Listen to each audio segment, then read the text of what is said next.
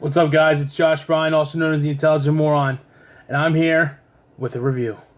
So sit back, get comfortable, go ahead and saddle up your horses and yoke your oxen, because we're going to review Pioneer Days.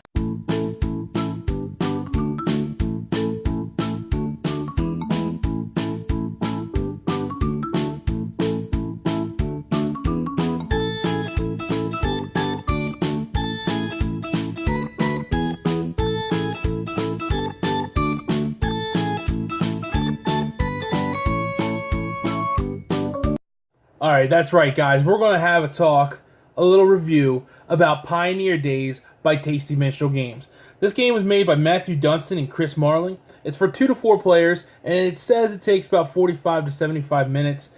I can't really remember how long it took for us to play last night, but it didn't take that long.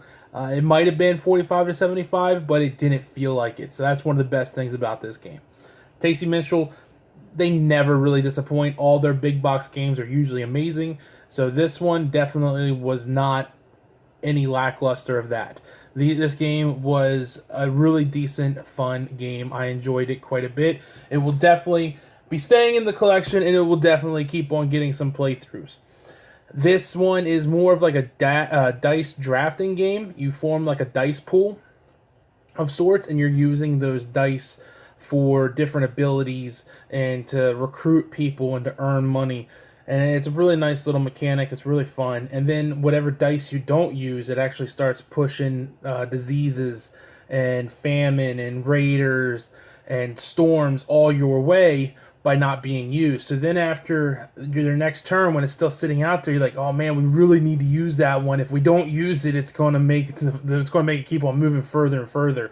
So let's go ahead and check out some of these components.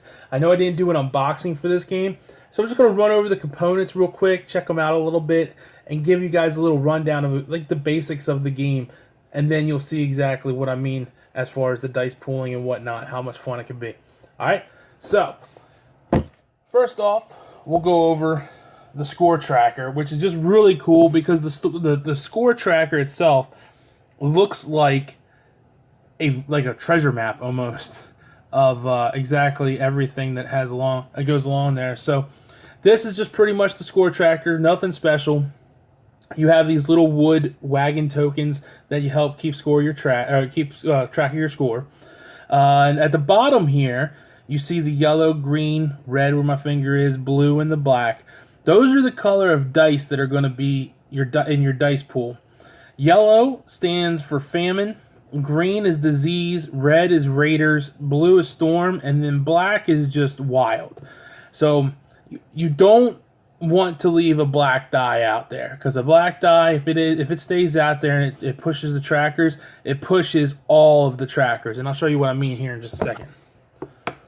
So this is the actual playboard. On this up top here, you're going to actually have some town cards. And the town cards are going to be off to your side, and you're going to be able to actually fulfill different things at the end of every turn, because you play a total of 4 weeks. It goes by super fast. It might sound long, but it goes by super fast. So you play the course of 4 weeks, and you end up being able to fulfill certain things once you arrive to town. And it'll be something like provide a medicine, provide a cattle, provide 3 silver, and you get X amount of favors. And the favors are stuff that you'll be able to have for victory points. These are the favors. Really nice cardboard, real thick stock. So this is the disaster tracker I was talking about. Blue is the storm. If it gets all the way to the end of the storm, if you move your little token all the way to here, you're going to need to pay one thing of wood per wagon you have. You'll be able to buy extra wagons. You start off with one large one, but you'll be able to buy extra ones because you need those wagons to be able to carry your gold, carry your medicine, carry your wood, bunch of crazy stuff. So you're going to have to be able to pay 1 wood to be able to protect from a storm. The red is raiders. There's nothing you can do about that. However much money you have, you're going to split it down the middle and you lose half of it. There might be some cards that you have that might say gain 3 after you've been raided or something like that. There's one guy in particular, the gunslinger. He helps you get money back after the raid. The yellow is famine. If you end up having any cattle, when you end up getting hit with famine, you're going to have to pay 1 silver per cattle to save them. If you don't save them, they die. The green is disease. Once you get to the end of that tracker, if you don't have enough medicine for all of your people, except usually if you're playing the basic person, which we'll go over that in a second. If you're playing the basic person, one person's already immune, and then the other ones you're going to have to pay medicine for. They'll die. And they all have different special abilities. Then down here at the bottom, this is what you're rolling for. All of these different icons are on the die, and if you roll that particular icon, there'll be townsfolk underneath, and you'll be able to either recruit that townsfolk or get the amount of money that's above here. This area right here is where you put all the equipment. There's a bunch of different equipment in here that does a bunch of different things. It's all labeled on your gamer board and tells you exactly what it does. So, the gamer board has two different sides. It has this side, which is your regular, not your regular, but your specialty player. For example, this guy is Royce the Trader. He may freely trade wood for medicine or medicine for wood. And then starting wise, he starts off with some different things. He starts off with a large wagon, 2 wood, and 8 silver. On the other side is just your typical regular standard pioneer. This is what they suggest you start playing with. So you end up playing with him, and you get a large wagon, 1 wood, 1 medicine, 1 cow, and 3 silver. So it's pretty much spaced all the way out. If you play with the specialty people, you know, they have different specialty needs that you're going to get that are going to help you out along the way, depending on what way you're going to end up playing. And this is the wagons. You start off with a large wagon, then you can purchase a large wagon like this for 8 silver, or a small wagon for 5 silver. As far as the other components go, I mean, your cattle are wood. The little horseshoe right there is your first player token. That wagon that says plus 50, that actually is a token for your score tracking. That blue token there, there's a bunch of circular ones, a blue, a green, a red, and a yellow, and those are for your disaster trackers. Then you have your wood and your medicine and your money, which all these are great, like I said, cardboard punch outs that are just great, nice, very nice components.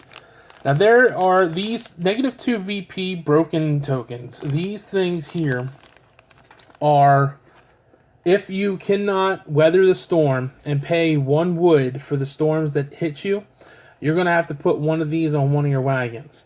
And eventually, you know, it's going to rack up. It's going to, you know, cause you -2 quite a bit, and you're going to get stuck with a crappy wagon and a wagon that's going to hurt you at the end of the game. You get a nice deck of cards. Like I said, the townsfolk are in here. The townsfolk are good for 2 things. One, they have a ability that you're going to be able to use as soon as you get them, or they'll have an ability that you'll be able to use at the end of the game, or they'll have an ability that you'll be able to use throughout the game. The other thing is that they're also going to have a victory condition at the very bottom. So there's going to be things that, like, it'll say you get 1 victory point for every townfolk that you have. You get 1 victory point for every equipment that you have, and so on and so on. This right here is the town card that I was telling you all about, where you actually just go ahead and are able to fulfill this, and you get some favors, which is victory points. Now lastly, you have, 2 things. You have this really pretty gold bag, and inside of it are some gold nuggets. They're little cardboard gold nuggets, but they're still gold nuggets. So these are what I was talking about with the gold. You'll end up being able to do different things to earn the gold. Each gold nugget is worth 1 victory point at the end of the game. You can also do things to turn them in for victory points, for favors, which end up being victory points through the town cards. And this is your dice. This is your dice pool. And like I said, they have numerous different emblems on them, and they all do different things. And the really cool thing is that it's not just what you want to do as far as recruiting or money or an action, because that's all what they do typically. But when you roll, what you do is, say we're playing a 3-player game. I'll take 3 dice out of the bag and I'll roll them. That creates the pool. So now I get to pick whatever I want. If I want to do, say, the mining 1. So if I have any equipment that has this symbol on it, I actually get to trigger that equipment, and I get to do whatever that equipment does. The equipment can do a bunch of different things. All of the player boards actually tell you everything every piece of equipment does right there.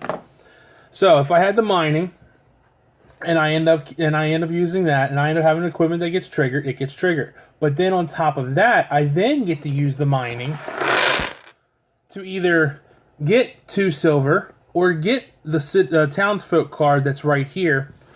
Or there's also actions that go with each one of these.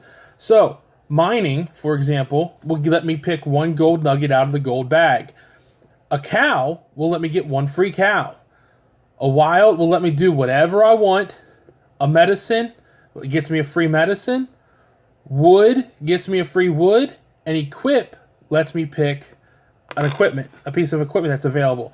Now, if you're playing a 3-player game, there's only 3 pieces of equipment available right now at the start of the turn.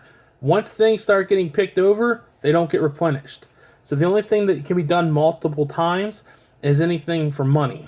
So like, say I took the mining and I took the townsfolk that was already at the mining center, it doesn't matter. I can use it again next time, but I can only use it for money. I can't use it again to get a townsfolk because now there is none there. So, I mean, that's pretty much it. Like I said earlier, once we rolled 3, so say we rolled the green, the blue, and the black. Say I use the green and the black, and the blue is left. That means I'll move my counter for my disaster up 1. And it's going to stay out there for the next turn. So now I'll roll 3, and there'll be 4 dice out there. And so on, and so on, and so on. So that disaster tracker starts moving pretty quickly towards the end of the week. So, if you got to figure, the longer you're out on the Oregon Trail, the more chance you get to get dysentery, right? So, pretty much, guys, all I could say about this game is it was great. I enjoyed it. It really felt, the whole disaster tracker really made me start thinking, second-guessing certain things that I could do.